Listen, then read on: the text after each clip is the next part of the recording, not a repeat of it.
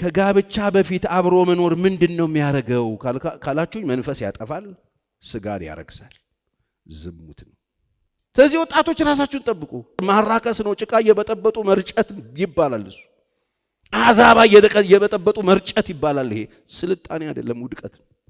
ስለዚህ እዚህም እዛም የምትሰሙ ሰዎች ወጣቶች በደንብ ስሙ። እንዲህ አይነት የተጨማለቀ ነገር ውስጥ እንዳትገቡ። ክብር ስጡት። እግዚአብሔር ክብር የሚሰጠውን ነገር ክብር ስጡ። ዕብራውያን ነው ይሄ መጽሐፍ ቅዱስ። መጋባት በሁሉ ዘንድ ምን ይሁን?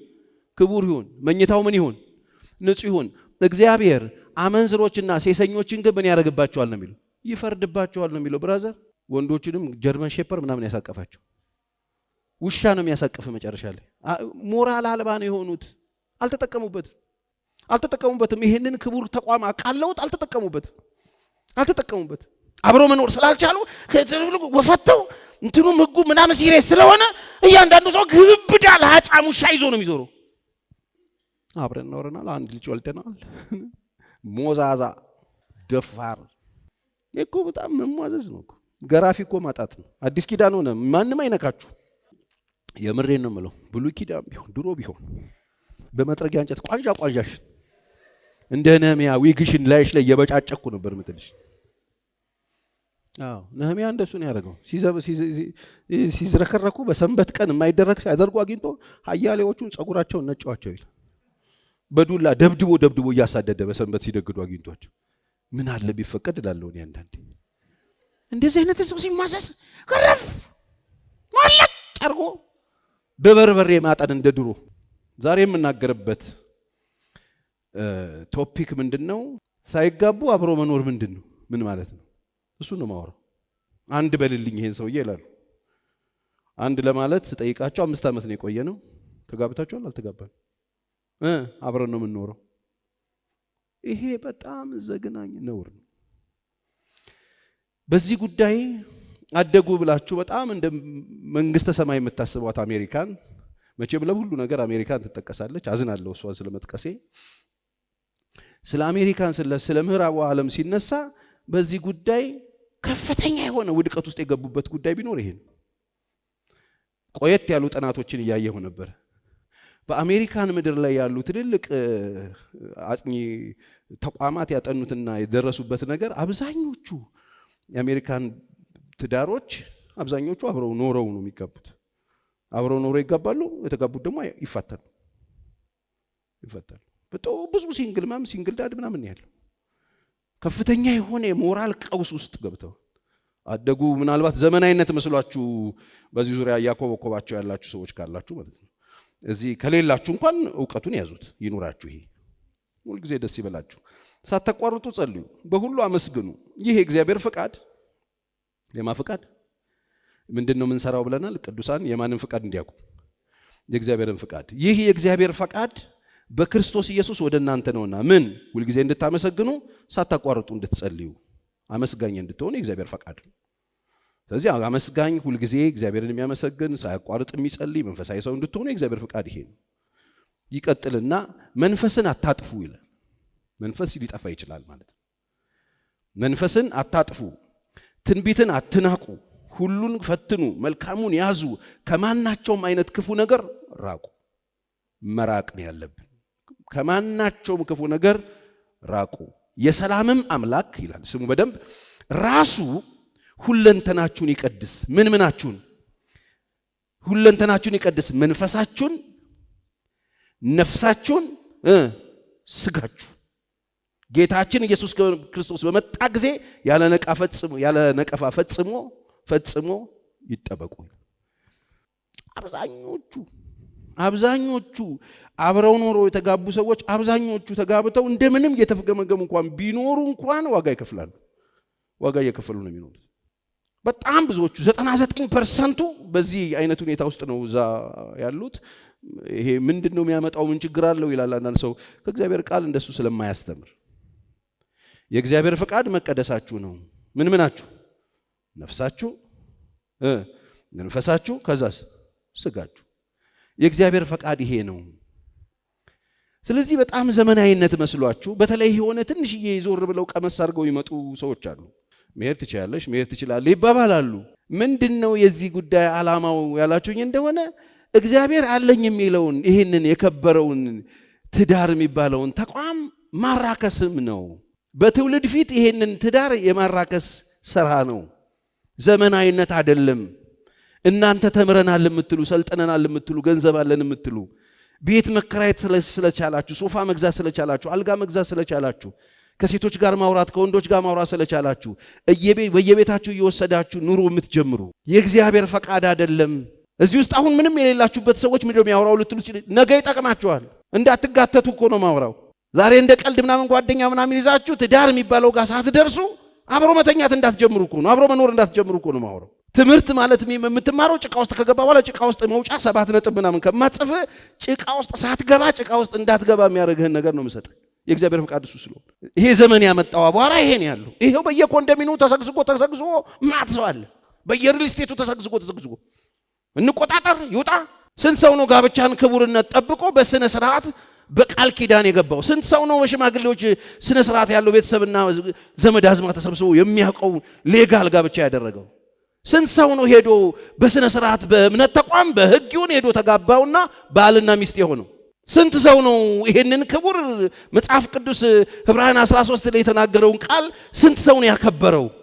መጋባት በሁሉ ዘንድ ምን ይሁን ክቡር ይሁን የተባለው ይሄንን ክቡር ጋብቻ እግዚአብሔር አለኝ የሚለውን ተቋም ማቃለል ነው። ቆንጆ ቤት ስለገዛችሁ፣ ቆንጆ ቤት ስለሰራችሁ፣ ቆንጆ ቤት ስለተከራያችሁ፣ ቆንጆ ዕቃ ስለገዛችሁ፣ ቤታችሁ ውስጥ ወይን ስለደረደራችሁ ቤት አይሆንም። ጋብቻ የፋራ እስኪሆን ድረስ አልፎ ሞራል ወድቆ ወንድ ከወንድ ወንድ ከውሻ ወንድ ከእንስሳ በጣም ወርደው ማለት ነው ክቡሩን ነገር አቃለውት። አለኝ የሚለው እግዚአብሔር ሰዎች በጉጉት ናፍቀው ጸልየው ለምነው በእግዚአብሔር ፊት ተጠንቅቀው የሚገቡበትን ነገር ማራከስ ነው። ጭቃ እየበጠበጡ መርጨት ይባላል። እሱ አዛባ እየበጠበጡ መርጨት ይባላል። ይሄ ስልጣኔ አይደለም፣ ውድቀት። የገቡ ጓደኞቻችሁን የምታዩ ወይ ጀመሩ አብረው መኖር ጀምረዋል ይባላል። ተደብቆ ሄዶ የሆነ ቦታ አልጋ ይዞ ተኝቶ ብድግ ብሎ ወደ ቤት ታጥቦ መሄድና በቋሚነት በድፍረት 1 ዓመት 2 ዓመት 3 ዓመት ዝሙት እያደረጉ በኖር ድፍረት። ይሄንን ምናልባት ሳታውቁ ገብታችሁ የኖራችሁ ያላችሁ ሰዎች ካላችሁ ቆም በሉና ንስሐ ገቡና ነገ ሄዱና መዘጋጃ ቤት ጋብቻ አድርጉት፣ ሌጋል አድርጉ። መተዳደሪያችን የእግዚአብሔር ቃል ነው። እዚህ ውስጥ ደግሞ በእያንዳንዱ ጉዳይ ላይ ፖሊሲዎች አሉ። የውጭ ጉዳይ አለን፣ የምናምን አለን፣ አብሮ የመኖር አለን፣ የጋብቻ አለን። እያንዳንዱ ዝርዝር ነገሮች እዚህ ውስጥ አሉ። ሰውነታችን እንዴት እንደምንጠብቅ፣ ንጽህናችን እንዴት እንደምንጠብቅ፣ ቅድስናችን እንዴት እንደምንጠብቅ፣ ማህበራዊ ኑሯችን እንዴት እንደምን ከማያምኑ ጋር እንዴት እንደምን እያንዳንዱ ነገር እዚህ ውስጥ አለ። የምንኮርጀው ጎዶሎ ነገር ተፈጥሮብን የምንዋሰው ነገር የለን። የሞላው የፈለግከውን አድርግ ማንም ይከለክል የለም፣ ማንንም አትፍራብ ነው የሚል ማትቆጣሽ አድርጓል። ሐኪም አትሆን ነው እንጂ ማትሰው ብድ ነው። እንዴት ነው እንደሱ የሚባለው? እንዴት ነው የፈለግኩትን ማረገው? ትውልዱስ ህዝቡስ እኛ ነን ተረኛ ነዋሪ። እኛ ተጠንቀቀን ክብር ያለው ነገር ካልሰጠነው እኮ ትውልዱን ተዋርጄ ማዋረድ መሆን የለብኝም። እኛ ተዋርደን የተዋረደ ትውልድ ለምን እናፈራለን? ክብር ስጡት። እግዚአብሔር ክብር የሚሰጠውን ነገር ክብር ስጡ። ዕብራውያን ነው ይሄ መጽሐፍ ቅዱስ። መጋባት በሁሉ ዘንድ ምን ይሁን? ክቡር ይሁን። መኝታው ምን ይሁን? ንጹህ ይሁን። ትበላላችሁ አትጠግቡም፣ ትለብሳላችሁ አይሞቃችሁም፣ ደሞዝ ትቀበላላችሁ በቀዳዳ ኪስ እንደሚከቱ ብትሆኑት አይሆንም። የእግዚአብሔርን ነገር አዋርዶ ክብር የለም። ሂዱና ጠይቋቸው። ነጮቹን አድገዋል፣ ትልቅ ናቸው፣ ሰልጥነዋል የምትሏቸውን ጠይቋቸው። ትዳር የላቸውም። ልጆቻቸውን መሀል ቤት ያሰቃዩቸዋል። የላቸውም። ዝም ብለው ሄሩን ቤት ምናምን እያሉም እየተዋደኑ ጭቃ እንደሚያቦካ ህይወትን የሚያቦኩ ሰዎች ህይወት የላቸውም። ፈቶች ናቸው አብዛኞቹ። ቤት የላቸው። እግዚአብሔር የሚያከብረውን አክብሩ። እናንተ ውድ የኢትዮጵያ ልጆች አክብሩ። ግድ የላችሁም። ስልጣኔ አይደለም ይሄ ክብር ነው።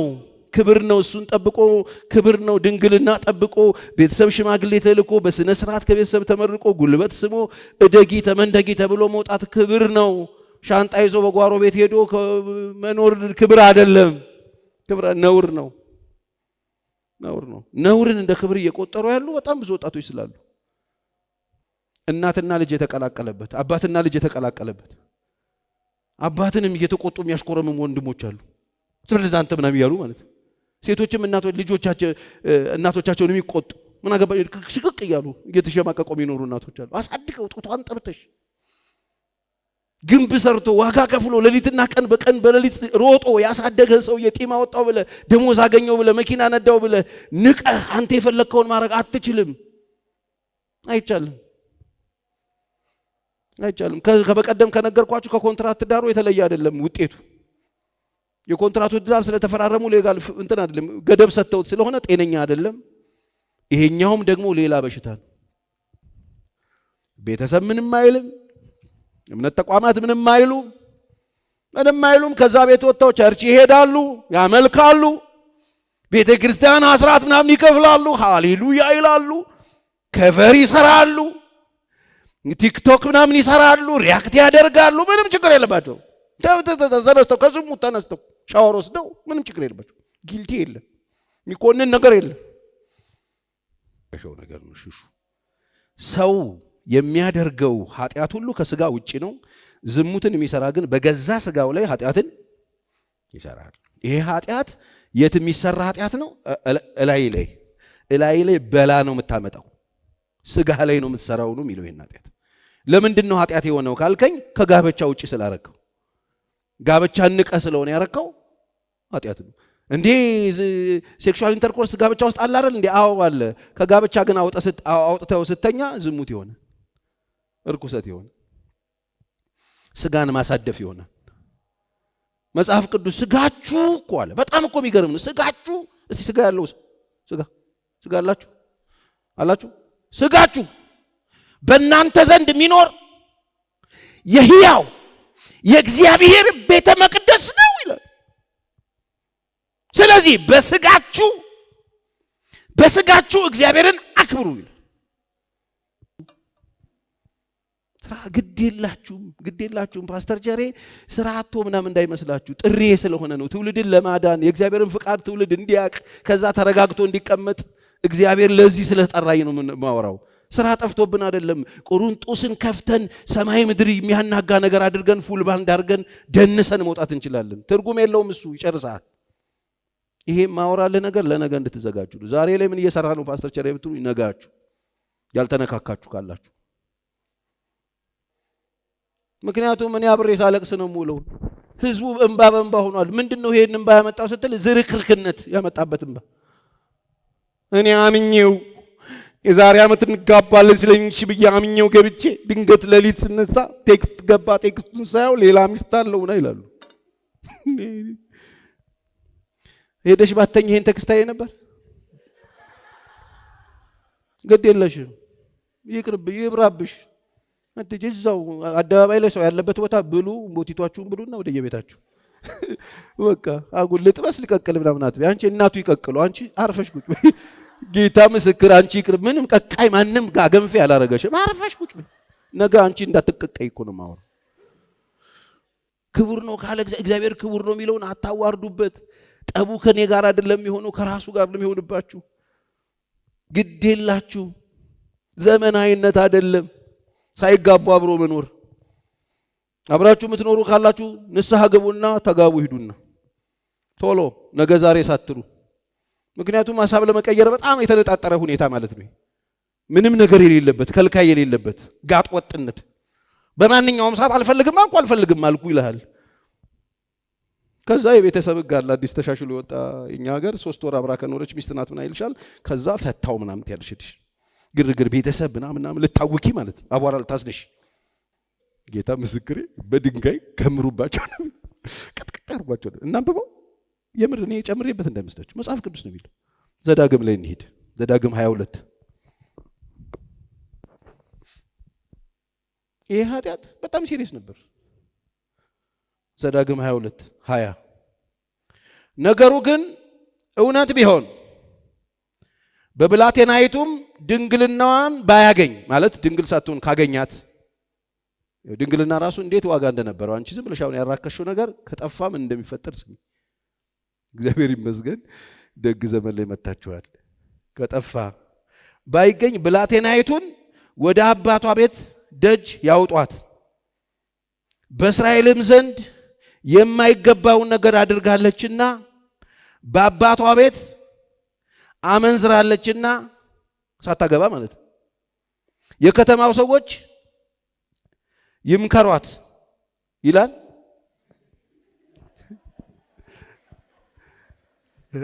የከተማው ሰዎች ተሰብስበው አይዞሽ በቃ የፈሰሰው አይታፈስም ይበሏት ነው የሚለው። ምን እንደሚለው የከተማው ሰዎች እስክትሞት ድረስ ጌታ ድንግልና ዋጋው እኮ እንዴት ኤክስፔንሲቭ እንደሆነ ይህንን እንኳን ስታስብ ሴት እኮ ስራት ቁንጥጥ ብላ ትኖር ነበር። እስክትሞት ድረስ በድንጋይ ይውገሯት። በስመ አብ አሁን ማይተርፍ ነበር ግን አሁን ይጀምር ይውገሯት። እንዲሁም ክፉን ነገር ከመካከልህ ታስወግዳለህ። ምን ማለት ነው? አባቷ ቤት እያለች ይሄንን ካደረገች የአይሁድ ስርዓት ትገደል ነው። ምርራ ያረግልም ከጋብቻ በፊት ተኝታ ተገኘች ከተባለ አበስ አይደለም ትወገር ነው። 22 ማናቸውም ሰው ስሙ በደንብ ከሌላ ሰው ሚስት ጋር ተኝቶ ቢገኝ አሁን ወንድየውም ይጨምራል። ስማ አንተ ደግሞ ነው የሚጨምረው። ከሌላ ሰው ሚስት ጋር ተኝቶ ቺት ሲያደርግ ቢገኝ አመንዝራውና አመንዝራይቱ ሁለታቸውም ምን ይበሉ? ይሄን እንኳን አንብበው ነው ኢየሱስ ጋችን ሴት ጎትተው ይዘው የመጡት። ይሄን አነበቡና ሰዎቹ እያዳፉ ብቻዋን ይዘዋት መጡ። ሁለቱም ነው አመንዝራለች ነው ያሉት። ከማን ጋር ይሙቱ። እንዲሁም ክፉን ነገር ከእስራኤል ምን ታረጋለህ? ታስወግዳለህ። ማናቸውም ሰው ማለት ሴትም ወንድም ነው። ማናቸውም ሰው ድንግልናን ያላትን ልጃገረድ ቢያጭ ለሌላ ሰውም በከተማ ውስጥ አግኝቶ ከእርሷ ጋር ቢተኛ ከታጨች በኋላ ቢተኛ ሁለቱም ወደዚያች ከተማ በር አውጧቸው፣ ስብስብ አድርጉና ምከሩ። ምን ይላል? አውጧቸው። ብላቴናይቱም በከተማ ውስጥ ሳለች አልጮችምና ይሄ ችግር ሊፈጠር ስለ ብላ ድረሱልኝ ሳትል ጸጥ ብላ ሳይለንት ላይ ሆና ነገሩን አንደርግራውንድ አድርጋ አፏም ጠርጋ ብትመጣ ማለት ስላልጮች ጩሂ እንዲህ የሚመስል ነገር ስታገኙ ወይና ቀውጭ ምን ነው ሲባል ፌደራል ፖሊስ ወይ ምን ነው ሊያርደኝ ቢላ ይዟል ሊገልሽ ያው ነው ኮብልስቶኑም እሱም ያንድ ነው። እንደዚህ ጩህ አልጮችምና ሰውየውም የባልንጀራው ሚስት አስነውሯታልና እስኪ ሞቱ። እቺ በፈቃዷ የተደረገችም ያደረገውም ሰውዬ ዝም ብላ ሳይለንት ላይ ተኝታ ሄዳ የተኛችውም እንደገና የደፈራትም ሰውዬ እጮኛ ያላትን ሴት የደፈረው ሰውዬ ሁለቱም እስኪሞቱ ድረስ በድንጋይ ውገሯቸው። እንዲሁም ክፉን ነገር ከመካከልህ ታስወግደዋለህ ይላል። ብሉይ ኪዳን እንደዚህ ነው የሚያስወግደው ይሄን ቆሻሻ።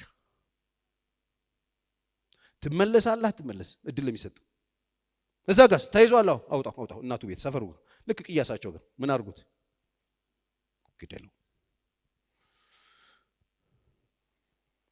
ይህ የእግዚአብሔር ፈቃድ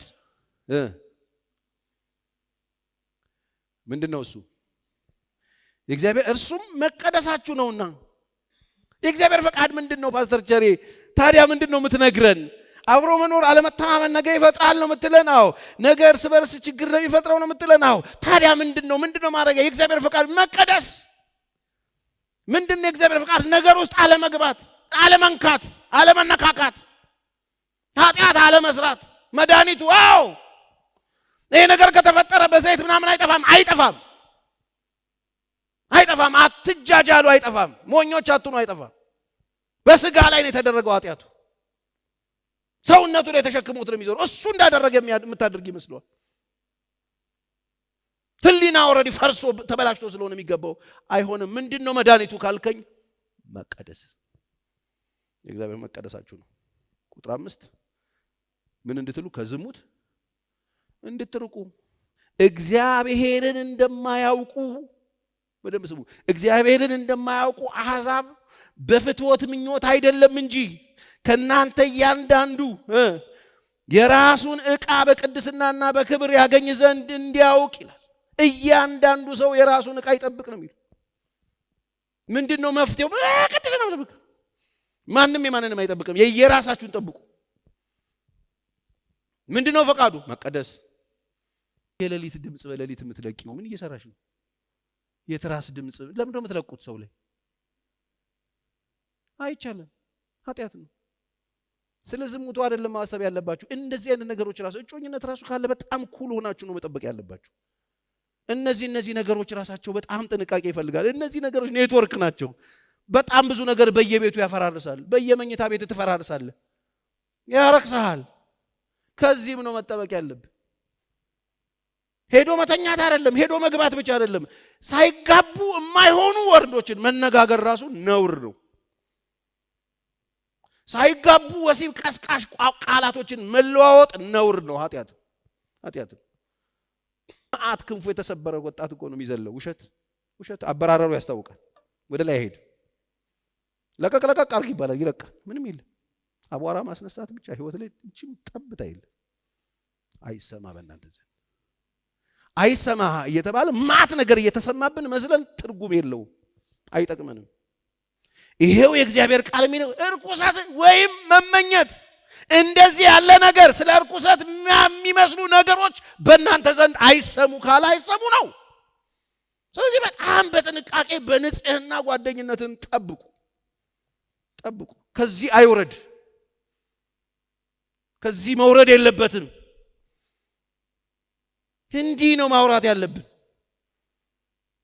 ማለፍ የለበትም። ይሄ አይሰማ። ምንድነው የሚደረገው? ራስን መግዛት፣ ንጽህናን መጠበቅ፣ መንፈስን መጠበቅ። መግቢያ ላይ ነገራቸዋለሁ። መንፈስን አታጥፉ ነው የሚለው። አንዱ መንፈስን የሚያጠፋው ነገር ይሄ ነው። ይሄ ሲጠፋ ስብራት አላችሁ፣ ትሰበራላችሁ፣ አትነኩም። እግዚአብሔር የሚሰራበት ጉባኤ ላይ እንደማይነካችሁ እርግጠኛ ናችሁ፣ ታቆታላችሁ። ራሳችሁ እውነተኛ የሆነ የእግዚአብሔር ህልውና ህይወታችሁን እንደማይዳሰሰው ይገባችኋል፣ ታቆታላችሁ። ተበጥሷል መስመሩ። አልጋ ስለገዛህ፣ ቤት ስለተከራየህ፣ ኑሮ ስለተመቻቸለህ ይሄን ማድረግ አትችልም እያለህ ነው። ስለዚህ ስርዓት ይዘህ ንጽህናን ጠብቀህ፣ ራስህን ጠብቀህ፣ አእምሮህን ጠብቀህ፣ ህሊናህን ጠብቀህ፣ መንፈሱን ጠብቀህ፣ ጌታን ጠብቀህ፣ ተሰጥቶ ከተሰጠ በኋላ ጮኝነትን ጠብቀህ አግብተህ ነው የምትተኛው። ይሄንን ባላረግስ፣ ይሄንን ባታረግ የምታፈርሰው ቤት ትጀምራለህ። አሸዋ ላይ ቤት ትሰራለህ። ለዚህ ነው ጌታ ሆይ ሲሉት በቃ አትበሉኝ አለ ኢየሱስ። አንድ ጊዜ በጣም ደስ አለኝ። ጌታ አትበሉኝ አለ። ጌታ አትበሉኝ አለ ኢየሱስ። አትበሉኝ፣ እኔ አልፈልግም። ምን ነው ሲሉት እኔ ጌታ የሚለኝ አይደለም ፈልገዋል። እኔ ምለውን ሰምቶ የሚያደርግ ነው ፈልገዋል። እኔም ምለውን ሰምቶ የሚያደርግ ማን እንዲመስል ላሳያቸው አለ። ቤቱን ሲሰራ አጥልቆ የቆፈረ በአለቱም ላይ የመሰረተን ሰው ይመስላል። ያኔን የሚሰማኝ ሰው አጥልቆ ቆፍሮ አለት ላይ የመሰረተውን ሰው ይመስላል። ማዕበል ጎርፉ መጥቶ ሲገፋው በአለት ላይ ስለተመሰረተ ሊያናውጠው አልተቻለም ማለት። እኔን ሰምቶኝ ግን የማያደርግ ሰው ደግሞ ማን እንዲመስል ላሳያቸዋለሁ። ቤቱን ሲሰራ አሸዋ ላይ የሚሰራው ሰነፍ ሰው ይመስላል። ማዕበል ሲመጣ የሚመታው አወዳደቁም ታላቅ የሚሆነው ይመስላል። ምን ሊያወራ ፈልጎ ነው ታውቃላችሁ? የሚሰማውንና የማይሰማውን የለየው እንደዚህ ነው። ከሰማችሁኝ ትጠቀማላችሁ፣ ቆንጆ የሚኖር ቤት ይኖራችኋል። ካልሰማችሁኝ ደግሞ በአፍጢሙ የሚደፋ ቤት ትሰራላችሁ ማለት ነው። እግዚአብሔር እንደዚህ አይነት አምላክ ሞትና ህይወት አለልህ፣ ቀጭንና ሰፊ መንገድ አለልህ። ቀጭን ምረጥ ብሎ ነው መልሱን የሚነግርህ እንጂ አይመርጥልህም ማለት ነው። ስለዚህ የምታደርጉትን ነገር ራሳችሁ መምረጥ ይጠበቅባችኋል። የሰማነውን እግዚአብሔር ይባርክልን። አንገቶቻችንን ዝቅ አድርገን እንጸልይ።